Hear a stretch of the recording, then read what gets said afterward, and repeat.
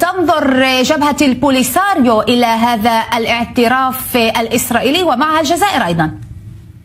السلام عليكم، شكرا على الاستضافة. طبعا هو يعتبر استعراف من لا يملك بمن لا يستحق، فإسرائيل نفسها ككيان لم تستطيع الحصول على شرعية طيلة أكثر من 60 سنة، فكيف لها أن تعطي الشرعية يعني للمغرب على سيادة مزعومة على الصحراء الغربية؟ فنحن نعتقد أنه إعلان إسرائيل اعترافه بسيادة ما يسمى سيادة المغرب على الصحراء الغربية لن يغير من الجوهر القانوني للقضية الصحراوية التي لا زالت يعني مصنفة عند الأمم المتحدة كقضية تصفية الاستعمار، وهذا لم يغيره ما يسمى باعتراف ترامب، ولم يغيره أي نوع من الاعترافات الأخرى التي يقول المغرب أنه حصل عليه. فقضية الصحراء الغربية لا زالت تعتبر حسب القانون الدولي وحسب الأمم المتحدة قضية تصفية استعمار، هذه في النقطة الأولى. وفي النقطة الثانية وعلى الجانب القاري، الاتحاد الأفريقي وهي المنظمة القارية لا زالت تعترف بالجمهورية الصحراوية كدولة كاملة العضوية. فالسؤال المطروح حقيقة هنا عند يعني تداولنا لهذا الاعتراف الإسرائيلي بما يسمى سيادة المغرب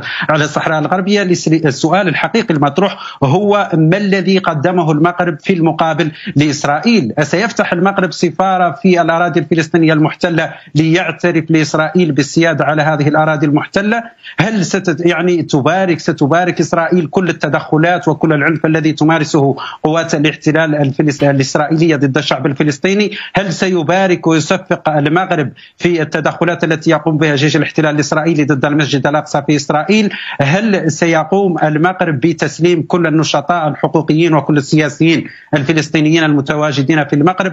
طبعا هذا القرار لا يعطي القضية الصحراوية سوى أكثر عدالة، ويعطيها أكثر دعم، ويعطيها أكثر ضخم داخل المجتمع وداخل الدول العربية التي تدعم القضية الفلسطينية ولا زالت متمسكة بالقضية الفلسطينية. فعندما نرى المغرب يلجأ إلى إسرائيل المغرب رغم كل العلاقات، إلا أن المغرب يعني كان له العديد من البيانات التي أدان بها كل التحركات الإسرائيلية فيما يتعلق بسياستها ضد أو يعني فيما يتعلق بالشعب الفلسطيني.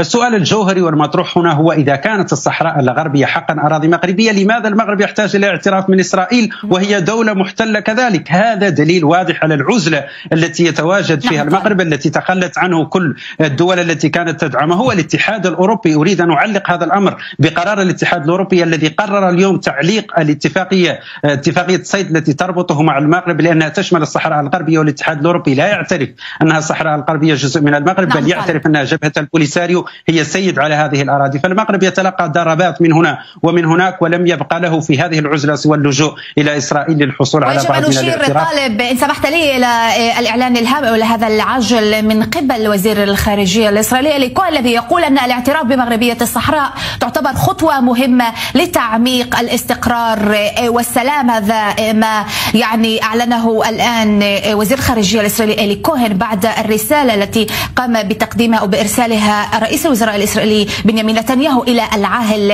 المغربي. دكتور عبد الفتاح، يعني طرح هنا الطالب نقطة مهمة، ما الذي قدمه المغرب لإسرائيل بعد هذا الاعتراف أو ضمن هذا الاتفاق للاعتراف بمغربية الصحراء؟ هل بالفعل نتحدث فقط عن فتح سفارة لها في تل أبيب، أم لربما سنرى أيضا تحركات إسرائيلية في الشمال الإفريقي؟ ويعني قبل حينما استؤنفت العلاقات هذا الكلام سمعناه كثيرا، يعني المغرب قيل انه يعني استأنف علاقاته مع اسرائيل مقابل ماذا؟ هل تنازل عن موقفه من القضيه الفلسطينيه؟ هل باع الفلسطينيين؟ قيل هذا الكلام كثيرا، بل اكثر من ذلك انه حتى بعض الاوساط الاسرائيليه تقول نفس الكلام، يعني هي تعتقد انه المغرب هو يعني الذراع الذي يمكن ان يلوى له هو قضيته الوطنيه، بمعنى سنعترف لك بمغربيه الصحراء مقابل هذا يعني ثبت خطأه. ومرت مجموعه من الاختبارات بعد استئناف العلاقات تأكد فيها أنه المغرب استأنف العلاقات مع إسرائيل لكنه لم يتخلى عن القضية الفلسطينية. حينما تم اجتياح الشيخ جراح كان المغرب موقفه واضحا، حينما تم التعدي على المصلين كان موقفه واضحا، في قضية الضفة الغربية والسيطان كان موقفه واضحا، حينما كانت الاعتداء على غزة كان موقفه واضحا. يعني جميع الاختبارات التي مرت من هذه العلاقة تأكد حتى للإسرائيليين أنفسهم أنه المغرب لا يمكن أن يقول لأنكم اعترفتم أو ستعترفون بمغربية الصحراء سنتنازل لكم عن فلسطين. هذا يعني أمر ثابت، أصبحت حتى يعني صناع القرار الاستعمار في إسرائيل أصبحوا يعرفونه، بل وتم يعني الاعتراف بمغربية الصحراء لا من طرف رئيس البرلمان ولا الآن من رئيس الحكومة، بناء على هذه المعادلة الثابتة التي تأكد أنها لا تتغير. من ناحية أخرى كيف يعني يقول لك يعني الناس أو الإخوة على الضفة الأخرى في الجزائر وحتى في يعني عناصر بوليزاريو يقولون أنه هذا الاعتراف الأمريكي لا يعني شيئا، الاعتراف الألماني لا يعني شيئا، الموقف الإسباني لا يعني شيئا، الاعتراف الإسرائيلي لا يعني شيئا، وهم بالمقابل هم أنفسهم يعتبرون مجرد جلسة دبلوماسية مع إسرائيل يعتبرونها شيئا مدانا وله معنى دبلوماسي وفكا للعزلة عن إسرائيل. يعني داؤكم تجر وداؤنا لا تجر من المنطق الدبلوماسي. طالب لو سمحت أعطيك المقاطعة بعد قليل. رجاء لا تقاطعني. لو سمحت لا يمكن مقاطعته. طالب لا نقبل بمقاطعة لو سمحت. لك بالمقاطعة. التزم، احترم نفسك. دكتور عبد الفتاح لو سمحت. نعم أكمل الفكرة. طالب سأعطيك حق الرد. تفضل.